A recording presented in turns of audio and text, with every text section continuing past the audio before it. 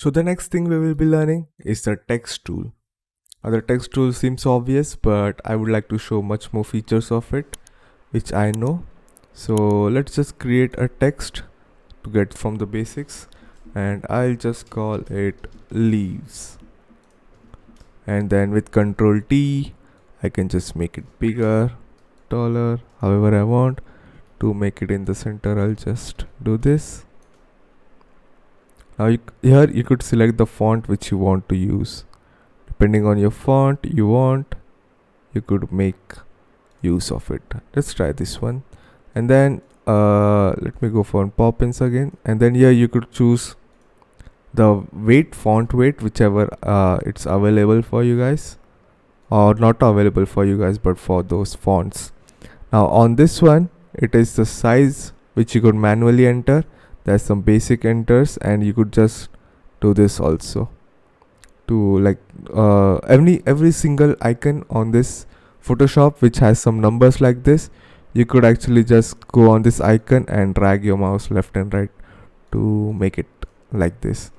Even doing Control T also makes it bigger, so it's okay to use any other method. Now this one is the difference between two lines, so let me call it line 2. Now it's not even visible because it's too much. You see, it's below this one. Let me just reduce the size so that you could see. So it is the difference between is like these points. I don't know what this means, but this is the difference between two lines, and I don't want that.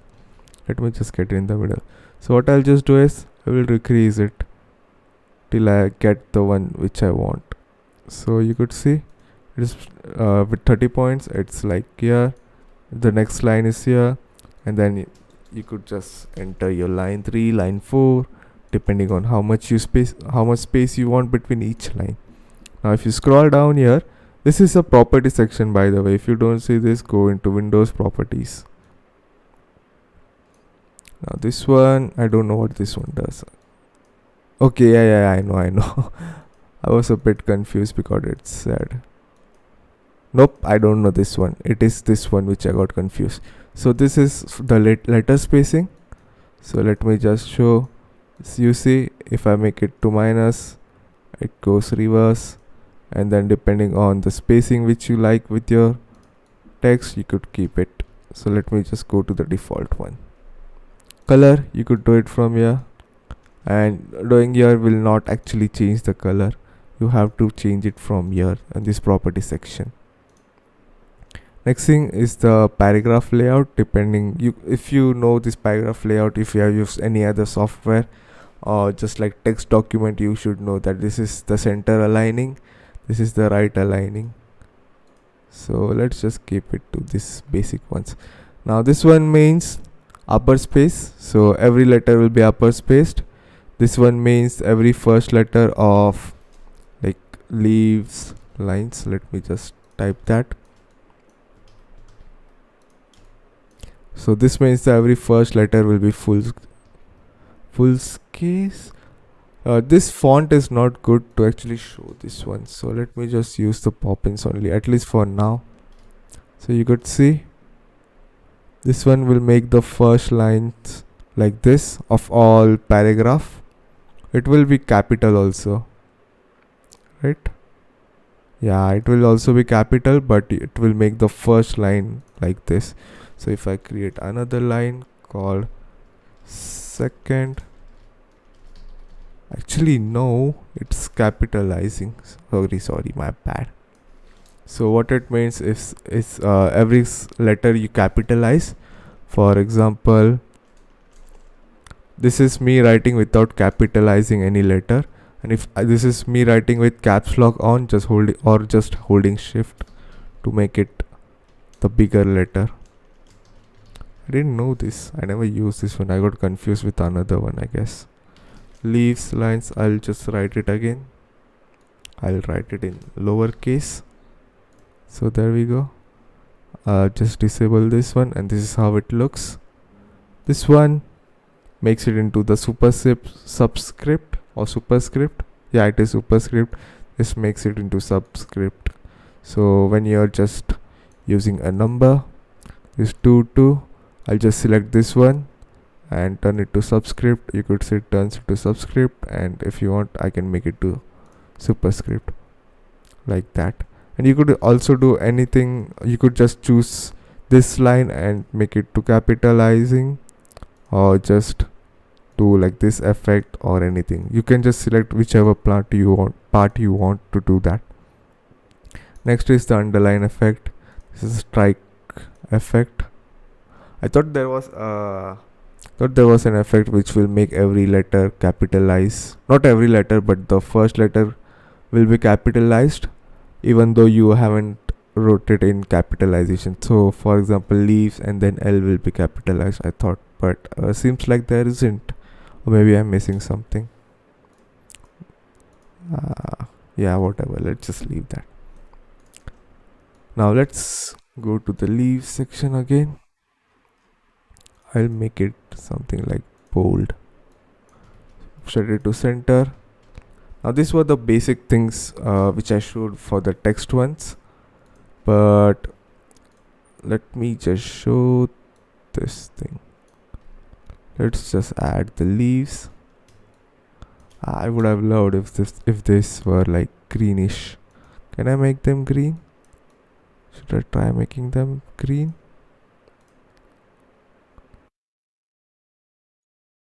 Okay, it kind of works, so let's just do this one. It's now green. So the text is on above. Let me make it white so it's visible.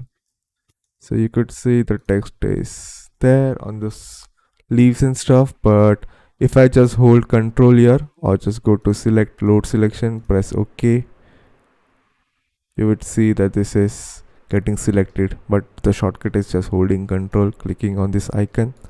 Now we got this selection, and now I can simply just make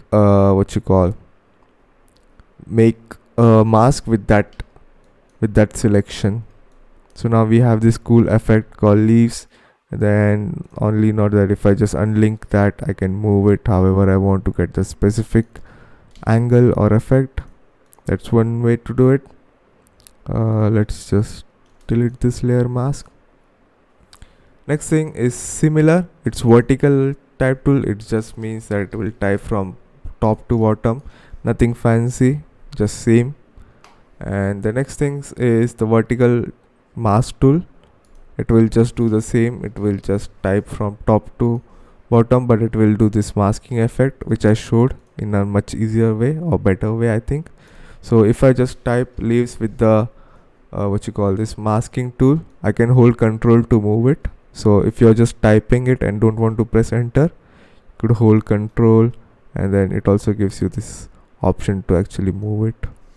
Press enter, actually just not enter, this move tool, and you could see that it has made this selection from the text instead of me actually going and selecting this one. But I like to do it this way, makes it much more better.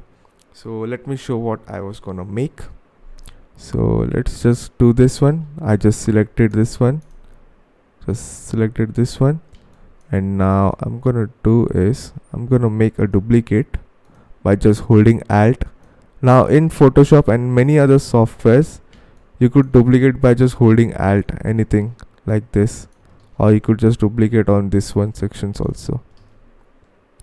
So let me just duplicate once, or you could just drag it here to make a duplicate on this plus icon. Let me delete this one. Now I hope you guys also make this one with your skills.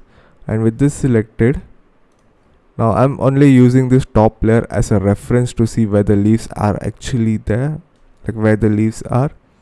I'll make it 0 hardness, and in this one I will actually start using, I'll actually move, I think it would be better to move stuff. Let me just disable the mask by pressing shift. Where would it be better to actually, I want the leaves to be, okay, not this one, I want the leaves to be like somewhere like this. Okay, let's make a duplicate, delete the layer mask, reduce the opacity, and hopefully it works the way I want it to be. Even if it doesn't, I just wanted to show the tutorial. Yeah, that's how I give up. Now I'm gonna paint white wherever I want the leaves to be shown. So like this. Okay, that's not gonna look good. Maybe this will look good. Something like this. Something like here. Maybe. Let me disable this one. It's not looking as good as I thought, obviously. The design which I have in my mind, I should actually work on it, then show you guys. I think that would be the best option to do it right now. But this is what I will just do for now, and I'll make it in future. The way I wanted to do is there will be like leaves popping out from this one, but I didn't find good images, or I didn't search for it. That would be the right choice.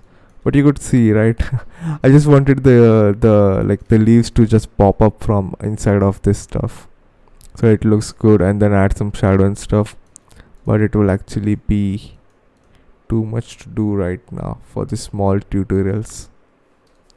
Let me just do something else, then drop. I want it to be inside, so is there a way to do it inside?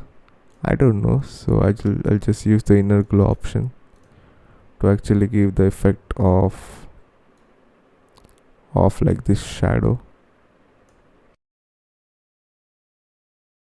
I want it to be blurred. Can we make it blur?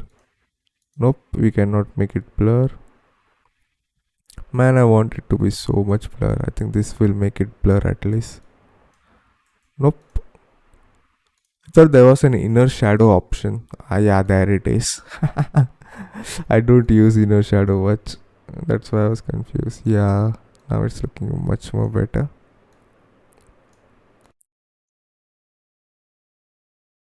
You just need to figure this out by just doing random stuff in this layout stuff.